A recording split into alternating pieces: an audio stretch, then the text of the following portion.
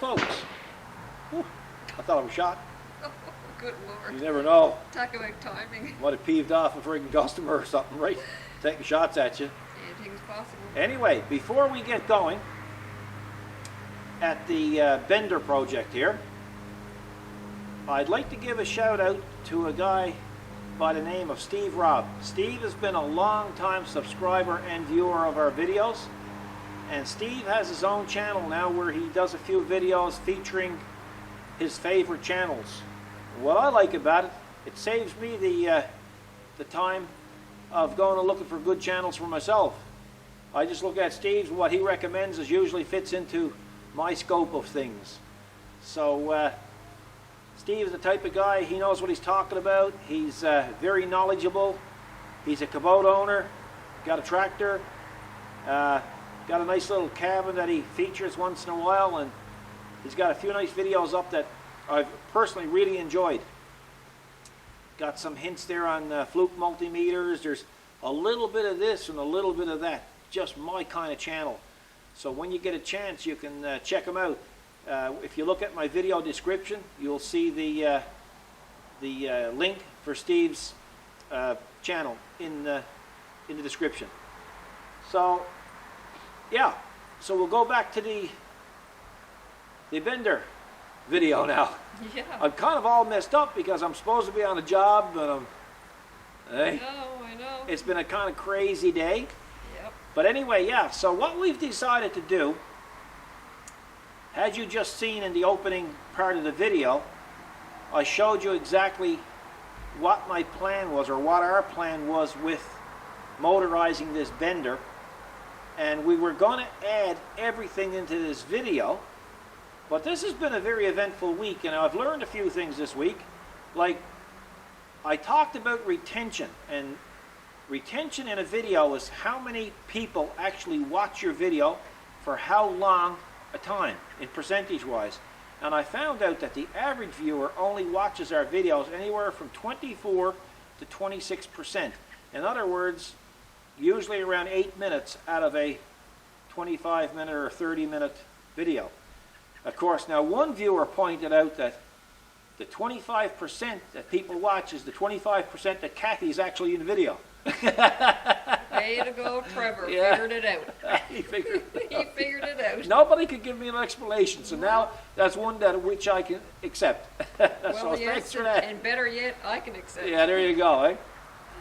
So anyway, that was a good laugh. We That was really a good enjoyed laugh. that one. Yeah, we appreciate that. Also, well, I kind of got fooled up this morning at Costco too. Oh, 'Cause we had- no, not the Costco story. Well, we had, you know, like this, Costco was noisy. So anyway, we went in, it was early in the morning, we were in St. John's on some business, and so I said, well, you know, this might be a good time to get into Costco, because it's usually crazy busy in there. Of course, by the time we got there was people waiting at the doors. Man, what is it, a rock concert? Then we realized that they opened at 10 o'clock, so we just happened to get there during opening. So Kathy got in there looking around, and then she said, then I saw her going with this cart. I said, well, where are you going in such a rush? And what did you say? I was trying to find some corn. Yeah, because Paulette and Mark Had mentioned had mentioned, they buy their corn at Costco, canned corn made by Kirkland, so it's supposed to be really good. yeah, but I didn't hear that. I I'll tell you what I thought. You heard what you wanted to Well, hear. no, Let's put not it that really. way. I thought you said porn. I said, sure, they don't sell porn here, man. You can get porn home. On TV, you can rent that. Yeah. I looked at you like looks could kill. Yeah. So then I got this laser look through me, you know, like Star Wars, the Cyber Zord. I felt that whoa going right through me. Anyway, so I apologized. I said, well, I thought you said porn.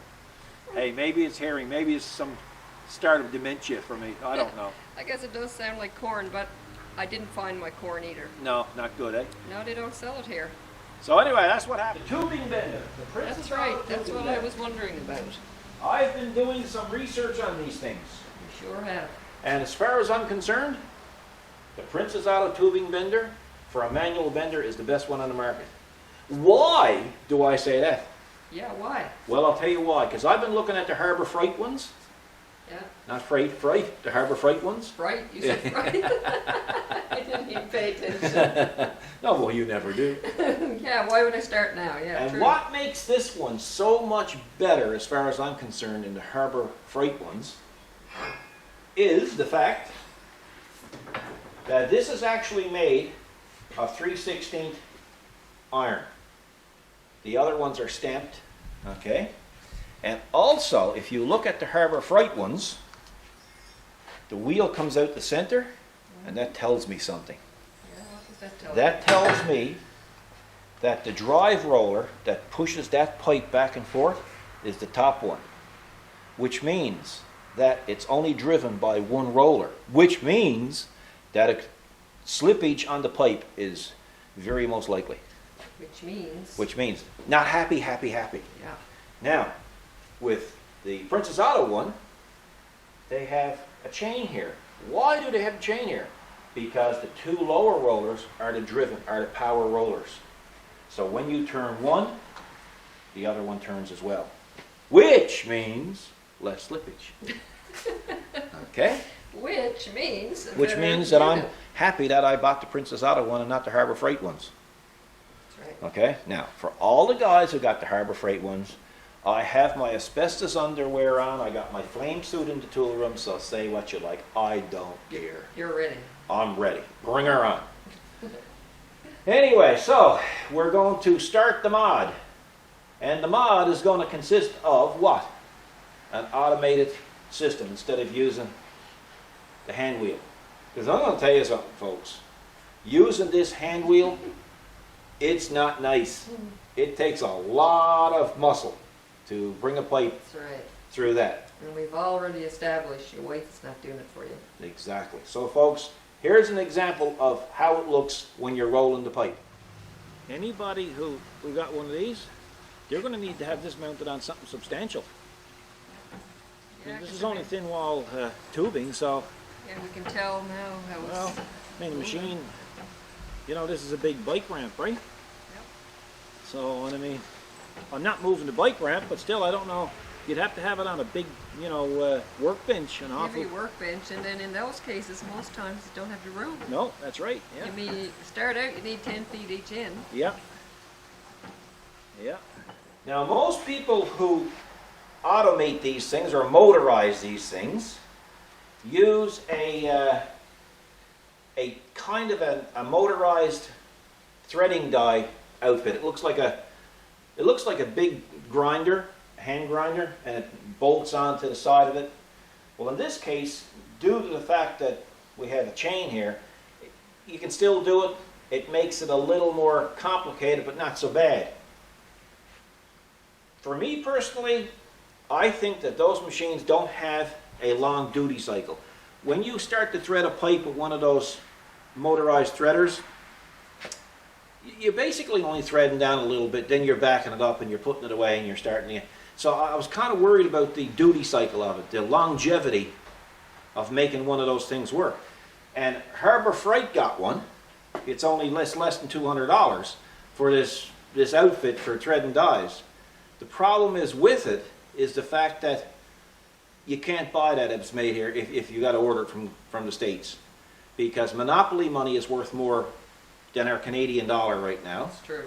And the freight and the brokerage and the shipping, by the time it gets here, it's about $28,000. Yeah, Right? about. You know, so, you know, so I just said, no, I'm not going to do that. Plus, I wanted something with a little bit more oomph. If we're going to put a motor on this thing, we're going to put a motor on this thing. Oh, yeah.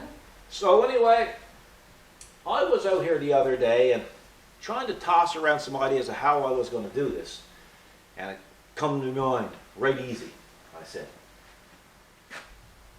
Oh, you looked up there. A hoist. Okay. That's got a real good motor on it. Yep. So, here is what we've done. We bought a hoist. We sure did. Okay? Now, I was going to do this video in a couple of ways. I was going to do a fast video, just show pictures and let it go. But there's been a lot of interest in this, so we're probably going to have to do a two-part series on this. I'll see. It depends on how much footage we get on this. But anyway, yeah. So this is $200 at Princess Auto. It's an 880-pound electric cable hoist. Now, they say 880 pound. That's with the come along, the pulley that comes with it. It's technically a 440 pound. It's got a tremendous amount of torque. So, through the magic of unboxing, there it is. Oh, that's cool. All right. Now, Yeah, that's an unboxing. so I wasn't quite sure how I was going to do this. So I put some thought into it. And it don't come without some technical issues. So here is what we're going to do. I'm going to show you exactly what we're involved in. First of all, let's dismantle it. Okay. Easy enough. Okay. So we're going to take this off of here. This here, by the way, was only a safety switch, so when this traveled right up to its end of its travel, it cut off the power to the motor and stopped. So that's really become redundant. Oh God, I'm glad I got that word out before I forgot it. I saw that on the news this morning. So holy smokes, that'd be some impressive if I could use that. That's a good one. That's a good one, isn't it? Yeah. Absolutely. Reduddled it. No, it wasn't redundant. It. Redundant. Yeah. See, I almost forgot it. So we'll take that off. So not being used, could make a great fly reel out of it. Yeah. A casting reel, like when your fish grow bigger next year. Just put a worm on the end of that, or a baloney. Throw it out, you might bite. Might. So, there's this. So this is what we're left with. We remove this. This has got a gear reduction system in it. It's got a lot of torque. But it's got one problem. There's always something. Oh yeah. So I'm going to show you what the problem is. I'm going to attempt to show you what the problem is. We're going to use our Princess Auto RPM counter. Okay?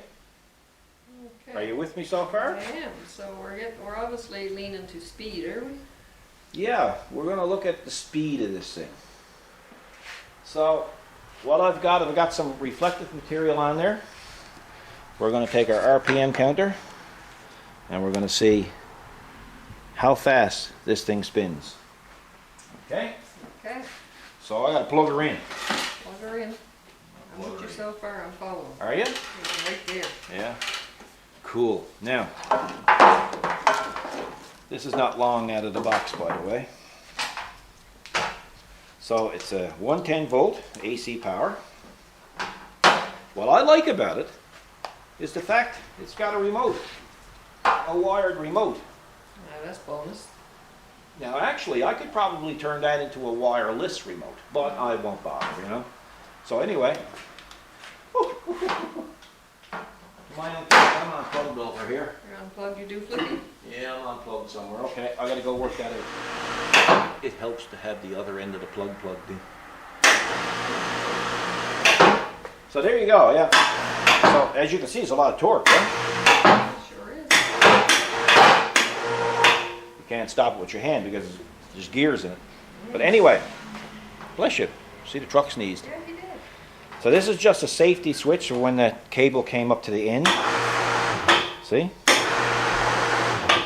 So that's redundant. That's coming off. Not going to use that anymore. So let's check the RPM because this is where the problem lies. Oh my gosh, my tape fell off. You know what? It's so damp here today. Yes, the humidity. You can't get anything to stick. Even the floor is sweating. It is. It's incredible. October, awesome. So let's have a look now and see what we have here.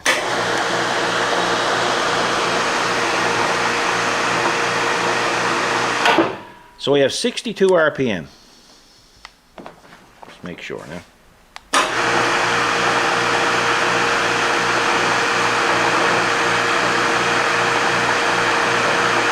No, we have 57.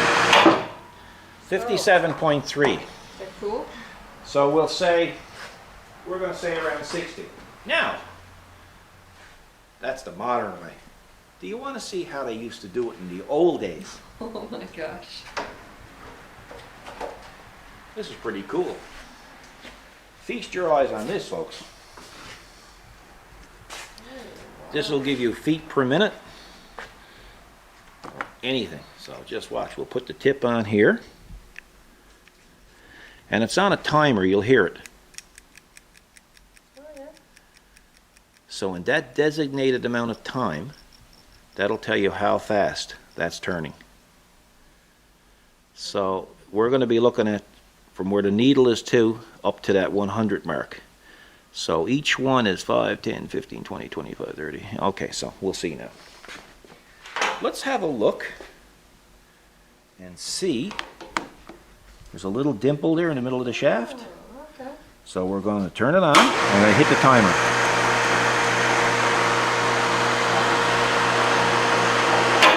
And there you go. See, it's a 50, 55. Yeah, it's about 57. It's exactly. Oh, that's still accurate. Yeah, so you want to zero it out. It goes back to 0. That is pretty sweet. And that's how it's done. It's made in Switzerland, a Swiss movement. Oh. Very, very nice instrument. Very nice. Used it for many years. Very accurate. So, yeah. So what the problem, at 57 to 60 RPM, that thing is going to be working pretty fast. And I'm not sure if I want a 10-foot piece of pipe going through that quick. Yeah. You know, like it's let me put it in terms of actual movement. Instead of it going like that, controllable, it'll probably be going, you know, which is almost too quick. I like to have things where I can keep an eye on it, and you know. So what I've decided to do up to this point, I had two choices.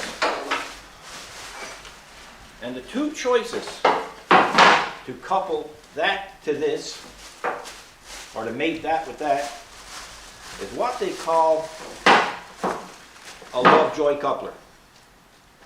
That's a Lovejoy coupler. One end on the motor with a rubber insulator in here. The other one goes on the bender, and they basically go together like that with the insulator in between. The problem is with using these is that's going to be a direct in, a direct power in, which means we got our 67 RPM. Too fast. So plan B. Plan B will be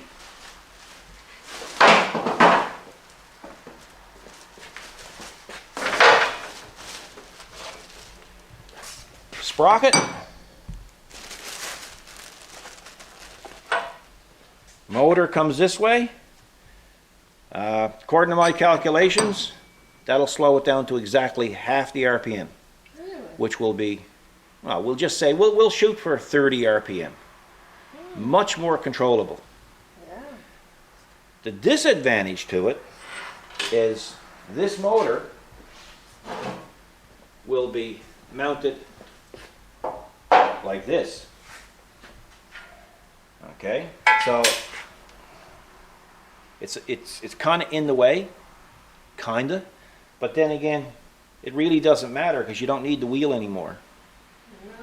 So Oh, true. The wheel's gone. yeah, the wheel will be gone, right? So this is where the wheel once sat. So this will be cut off, and this will be here like this, and I think it'll be a nice, neat system. You're feeding from the side, so. Feeding from the side, yes, it don't matter. Yeah, it don't matter, you know. So that's the plan. The reason why I'm going to use this as well is because where this is going to be chain driven, there's going to be a certain amount of load on the front of this. If there's no support here, well then you could possibly wear out the bearings or the bushings or whatever is in here. So what I plan on doing is putting this back in here, mounting it here like that, cutting the slot here and letting the chain follow through. And then possibly getting fancy later on and making a guard for it to enclose it. I can guarantee you one thing. It's going to be a long-lasting outfit. It's got a lot of torque. And not only that, by doing it this way with the chain, I'm taking half the load off of that again because it's going to make it easier to turn that wheel. So it's win-win that way. Now, I could also take it and make up a box and mount this down below and have a chain. Not on this now, folks. Not on this bike ramp, but below this. And have the chain come up to that. But then, that's a little bit more troublesome to store, you know, and I don't want it high off the ground. I want to just take it and be able to lay it over in a corner when it's not being used.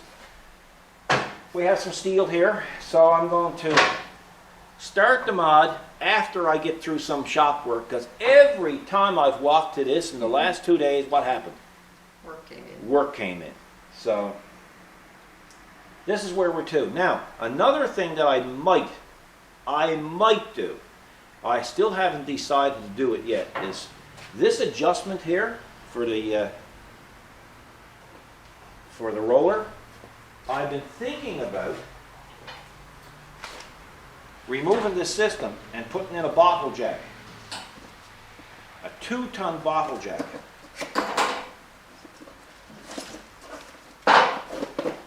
Inside. Tight fit, folks. Really tight fit. It can't work that way, so I'm going to get into that a little later. I think what I'm going to do first is mount it up and see how it performs, and then I'll go back and maybe modify this area here so that the bottle jack will work. So let's get to it and see what happens. Anyway, so we decided with regard to the tubing roller that we're going to show you the very first part that we just showed you, and now we're going to show you the finished project. And the reason why we'll do that is because we'll keep the video a little bit shorter, and if anybody is out there that wants to see all the nitty-gritty of actually doing it, we did tape it, and if there's enough interest in it, we'll do a second video of how we actually did this, because there's a few little tricks and a few little curves that we ended up encountering with this Princess Auto bender. It's a great bender, and it's a great project, and it's a fun project, but it takes time to do it. So I guess we'll do it like they do on American Restoration. That's right. Hey? Only it would be Canadian Restoration. The Canadian Restoration. So we've taken that bender from Princess Auto and we've motorized it. So this is going to be the result. So Buddy counts on American Restoration, don't he? He goes like 1, 2, 3, 4. There it is. That's our bender project, folks. That turned out fabulous. You think so? I think You're so. only saying that because you're married to me. But anyway, yeah. Wow. So here's what we did. You can get a bit closer at that, Kathy. Here's what we did. We basically took that hoist and we modified it to fit that bender. We put it on a tray with rubber insulating feet, all from Princess Auto, folks. This is all from Princess Auto. Now there are some things that's not from Princess Auto, like these knurled stops. Yeah, they're custom. Yeah, we had to machine them on the lathe because this is a 24 millimeter metric thread. We couldn't buy the nut anywhere in the city, so we had no other choice but to make it. This even created a problem. You can see this was a square area before, and I put a nut on it and I welded it. Well, I machined that as well, make it look a little more appealing. We decided not to go with the hydraulic jack because the hydraulic jack, I would have lost finesse with it. With a hydraulic jack, when you go to relieve the pressure, and then you're gone way out of adjustment. Well, with this here, you got a fine adjustment, and that's all you need with these things is fine adjustment. So I wasn't too worried about that. Kathy did the graphics, as you can see. We just plainly called it bender, and there's a piece of pipe that's bent. And then, of course, has seen on YouTube, and then our company logo. Well, this is not really our company logo. We kind of got two companies. There's the Specialty Repairs Custom Mods, and then there's Specialty Repairs. So it's kind of different. Yeah, and the tray is here. There's a handle on each end that's been fabricated and welded. So Kathy and I just actually lifted it and put it up here. It's not light. It's probably 100 pounds, but you know, it's easy to handle. It's quiet. What I like about this too is we have a remote now, and the remote is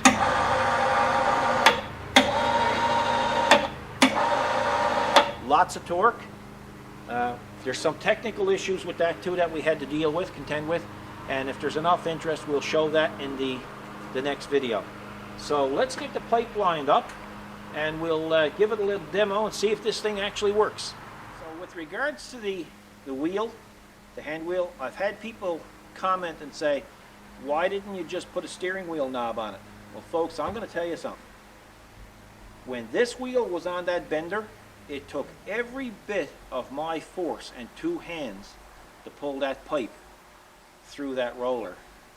If you looked at the video where we did the cover for Kathy's pond, you'd see it took a lot of force to use this, and it really wasn't comfortable to use that. For one thing, the wheel is too small, and it takes a lot of time to roll that pipe. So that's why we decided to go with the motorized system. I've checked the internet, and as far as I know, there's never been one done exactly like this, and especially with all Princess Auto material on it. Everything except for the pipe and that ratchet and those things there came from Princess Auto. So it's a true Princess Auto project. This is about as pure Princess Auto as you can possibly get. So what we'll do is we'll put this old wheel aside, and we'll and by the way, this wheel here this thing is set up in such a way that if that motor ever failed, I can unbolt this in 5 minutes, and I can have this back on and use it manually. If it happened to give out during a job, I could still use this. So it's kind of unique that way. So let's see if it works. The moment of truth. The moment of truth, yeah. We shall see. It's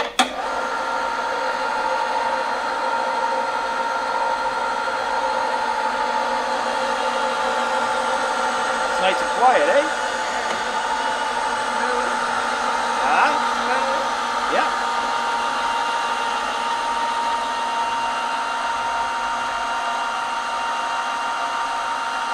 What I like about it, when you let go of the trigger, it stops instantly. It don't have that roll on from a gear reduction system. Now, what I've got done here, I've got marks put on the pipe. That's the join line of the pipe. So if you ever see the pipe going off center, it's off center a little bit now because I may not have actually put it on center. You can take it and you can loosen it up. See, it's coming up now straight. And now we'll tighten it down again. I also marked the center of the pipe so I know exactly where the middle is. So let's go again.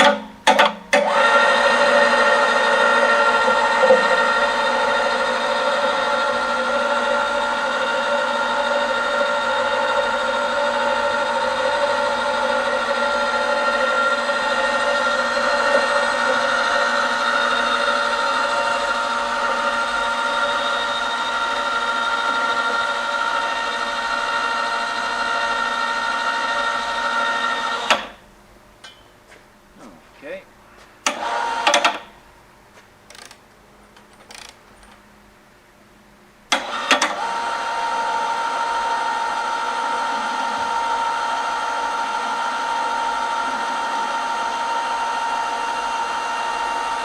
When you're rolling, you keep an eye on your mark. If you see the mark is starting to go to the side, you can pull your pipe over a little bit. But lots of torque.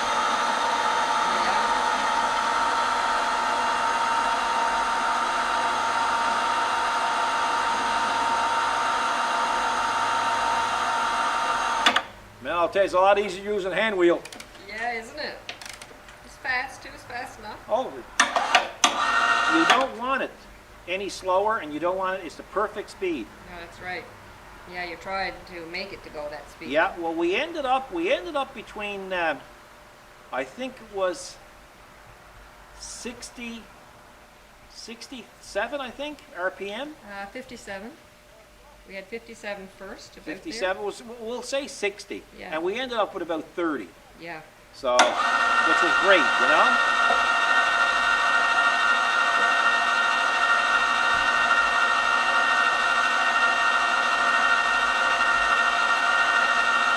The cover is made out of aluminum and all TIG welded. You can see the welds in it. I left the welds there so people could see the welds.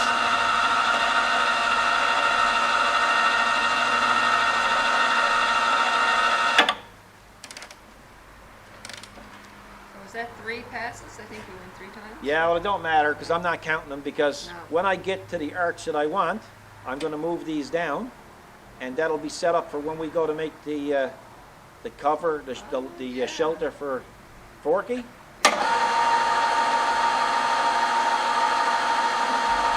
But it's effortless, right? Yeah, You know. And I'm not really whacking it down. I can whack it down, but if you whack it down too much, you could kink the pipe. I'll whack her down a bit tighter this time.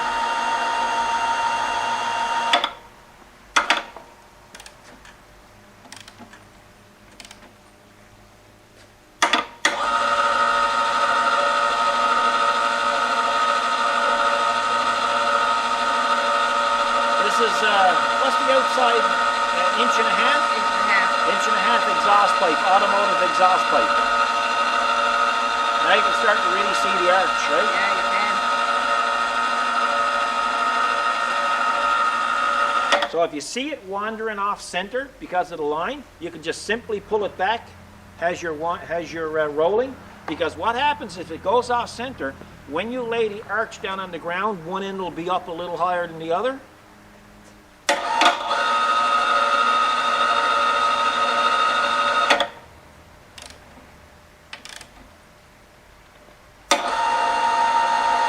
What I like about this design, you can throw it up in the back of your truck and you can go bend pipe on site. You know, you don't have a pile of stuff to take with you. That's a good point.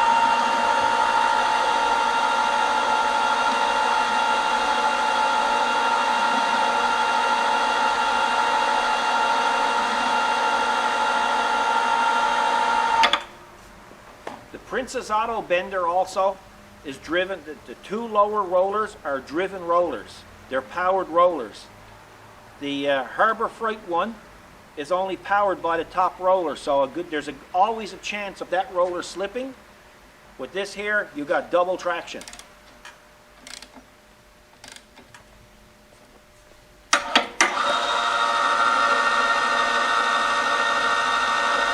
So imagine now doing that by hand with a wheel, like we did last week when I did your pond cover. It was hard work.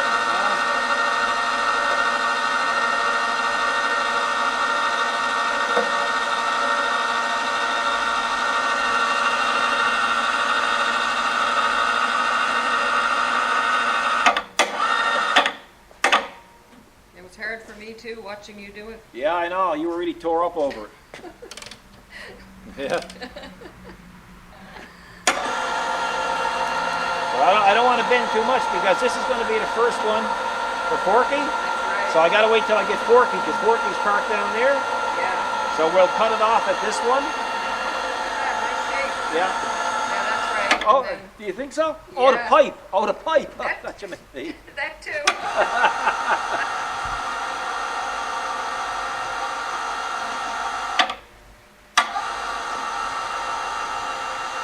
Yeah, that'd be a nice cutoff point. Yeah. Yeah, look at that. Isn't that nice, eh? That is nice. Yeah, that's really, really nice. Yeah. Now, let's see if she'll accept that pipe again without adjusting the roller. Because normally when you let them out, when they come out, they don't go back in, right? See that? Yeah. The reason why it does that is because the 2 lower rollers are powered rollers, Oh. right? That makes the difference. If it was just the top one, it would slip. So now, say for instance, this was the actual arch that we wanted. For Forky, say for instance, right? Or say your greenhouse. We would take these and we would wind them down like so. And we would lock this one down too.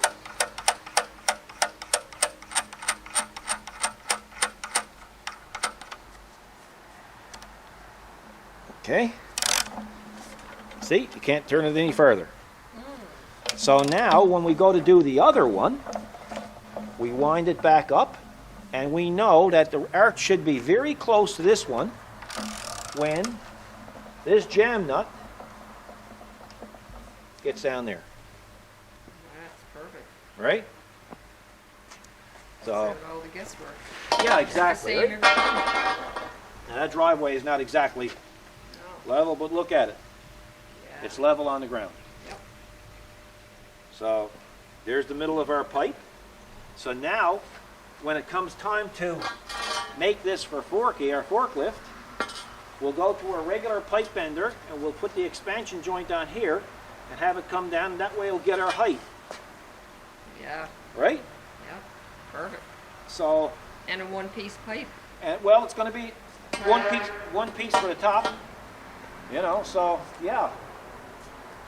So that's it. You know, I think it's been a success. I know that we could have done this and we could have done that and we could have put it on a dolly to move it around, which we will. There's 1,000 ways to do this particular job. This is the way that we choose to do it. When we're finished with this now, we'll take this and simply put it in a corner in our facility, and it won't be in the way.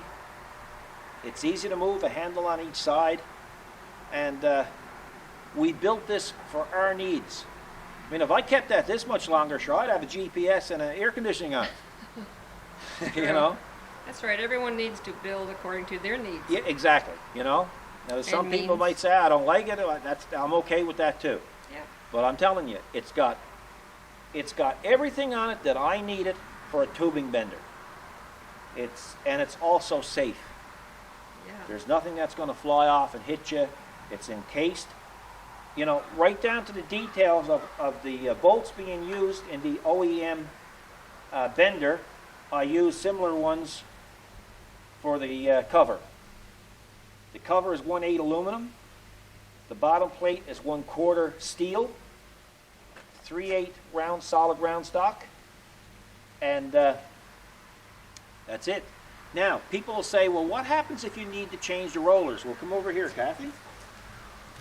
To change the rollers are exactly the same way that you would change the rollers before. Because the bottom rollers are driven rollers, you take out these screws here, these bolts here, you take out these cotter pins, and this back comes off, and you just pull them out, pull them out, pull them out, and you're done. You put it back, your other rollers, and you're away to the races. Yes, it's a little more time to change the rollers over the Harbor Freight ones. Harbor Freight. You keep saying freight. Freight, yeah. Because the Harbor Freight ones is just a driven roller up here, and you can just pull them in and out. But these here are keyed, and that's why you need to take this side off. So it's not in my way, as you just saw. Anyway, folks, if there's enough interest, we'll post a video later on of the procedure in which we went through to do all of this. And in the meantime, as promised, we got it done in 5 days. I worked a few nights. I came out early in the morning, and some jobs we got done sooner. Customers picked them up, and I went back at it again. Actually, I was supposed to be gone to work on an excavator, but I wanted to finish this up and get the video up for the day. So, and thanks to Kathy for her excellent work on her graphics. I'll tell you, and I always say it, no matter what I do, what Kathy does is the icing on the cake. I appreciate it. Well, it's it's a very true. small part Well, compared it's to your not. part. It's presentation is everything. When you look at your YouTube, for instance, just show them a close-up of your YouTube. That's called doming. That's solid plastic poured over the graphic, you know. So, yeah, we're really pleased with it, and I hope you like what you see. And as you can see, it worked quite well. So until the next video, folks, on behalf of Kathy and I, thanks for watching, even if you only watch 25% of the time. Right. You're 25%. And we'll see you in the next video. So have a good weekend, be good to each other, look after yourself, and God bless.